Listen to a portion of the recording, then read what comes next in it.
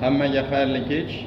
Meni barcha platformalar orqali kuzatuvchilar, men bu guruhni 4 oy oldin ochganimda maqsadim Alloh yo'lida xizmat qilib, onlayn klinika qilaman degan maqsadda ochdim. Bu guruh onlayn klinika bo'ldi.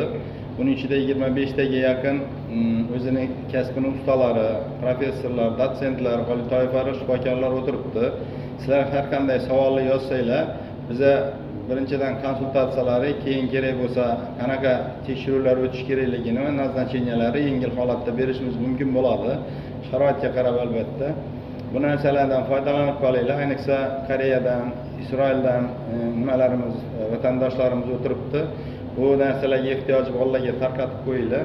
Va xolasa sog' salomat bo'linglar, duo qilib turinglar. Alloh xizmat qilsin.